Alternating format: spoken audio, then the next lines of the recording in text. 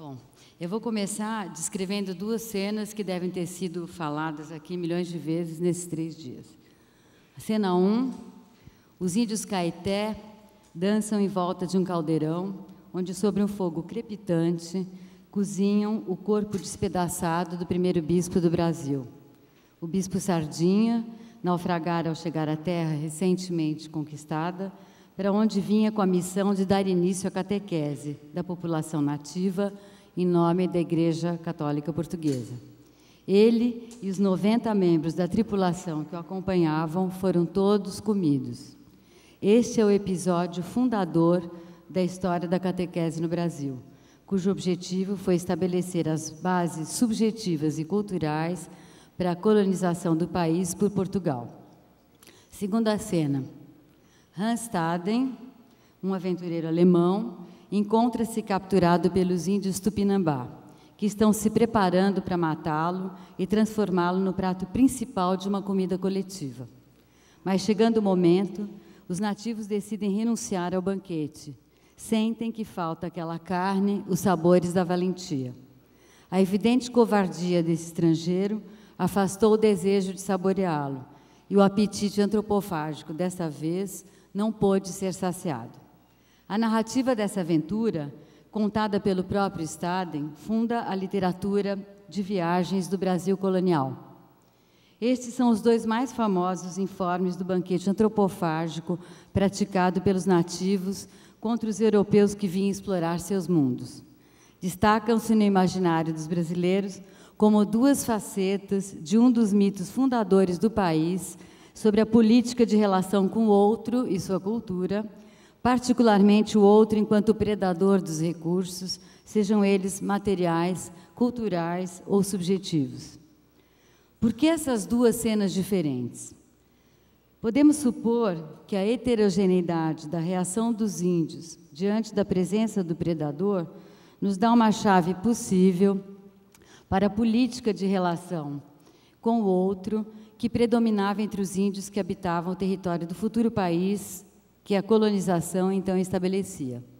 Segundo a legenda, tragando o bispo Sardinha e sua tripulação, eles poderiam apropriar-se da potência do colonizador, e isso alimentaria seu próprio valor guerreiro.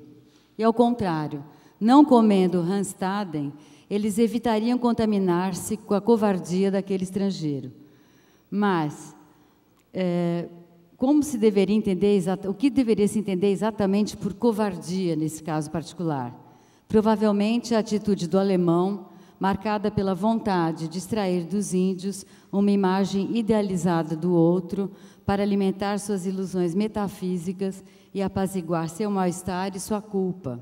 Isto, ao invés de afirmar sua própria potência, num confronto com a violência de seu lugar de colonizador e sua relação com o colonizado, mas também com a violência da desterritorialização de sua autoimagem, a qual aquele encontro necessariamente conduziria.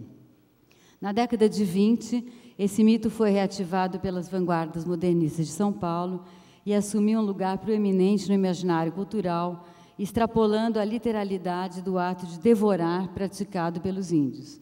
Conhecido como movimento antropofágico, adotou a fórmula ética da relação antropofágica com o outro e sua cultura, ritualizada através desta prática, e transferiu essa fórmula à sociedade brasileira como um todo, como afirmação do que seria sua política dominante de resistência e de criação.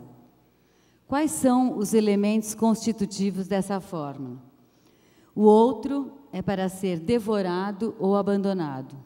Não é qualquer outro que se devora. A escolha depende de avaliar como sua presença afeta o corpo em sua potência vital. A regra é afastar-se daqueles que a debilitem e aproximar-se daqueles que a fortifiquem. Quando a decisão é pela aproximação, a regra é permitir-se ser afetado o mais fisicamente possível, tragar o outro como presença viva, absorvendo-o no corpo, de modo que as partículas de sua admirada e desejada diferença sejam incorporadas à alquimia da alma e assim se estimule seu refinamento, sua expansão e o devir de si mesmo. O movimento antropofágico torna visível a presença ativa desta fórmula no modo de produção cultural presente desde a fundação do país. A cultura brasileira nasceu sob o signo da devoração crítica e irreverente de uma alteridade que foi desde sempre múltipla e variável. A ideia de antropofagia é uma resposta à necessidade de afrontar não só a presença impositiva das culturas colonizadoras, mas também, e sobretudo, o processo de hibridação cultural como parte da experiência vivida pelo país, que se formou através de diferentes ondas de imigração que o povoaram de sua fundação até hoje.